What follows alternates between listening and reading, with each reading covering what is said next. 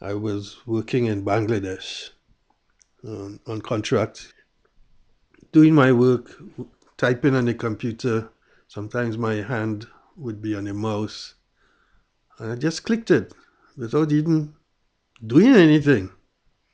It was humorous to me at first. It was a big joke.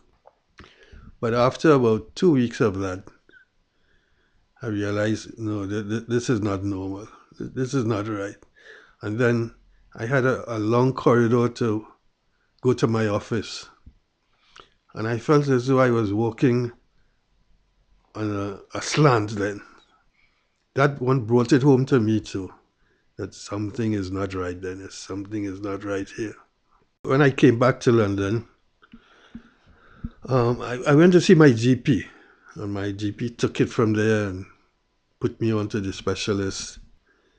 So when I went back to Bangladesh now, again through the organization's physician, they sent me to their own specialist. I had to go through all these tests again. And the guy came back. He was a Bangladeshi doctor. Came back, and I'm sitting across his desk from him.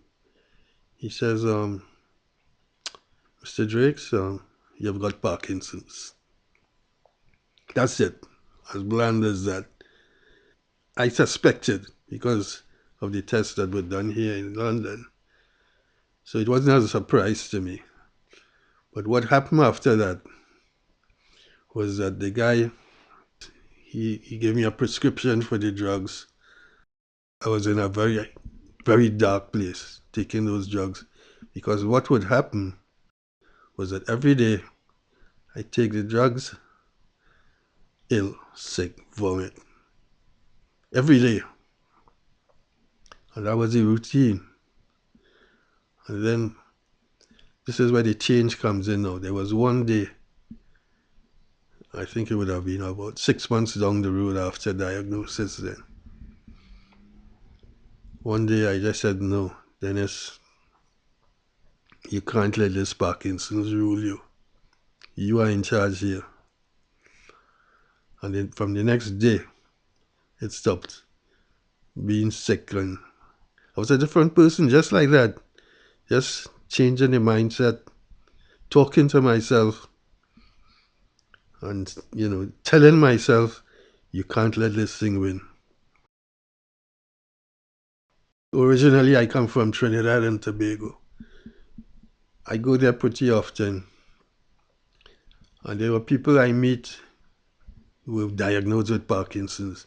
But of course, things are not so organized as they are here in London. And those people I knew, or people who knew me, knew somebody who was just diagnosed with Parkinson's. And then, I went there and did some counseling.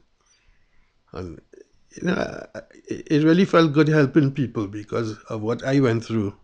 I was able to allay their fears. And so that's something I enjoy doing, going out there and telling my story.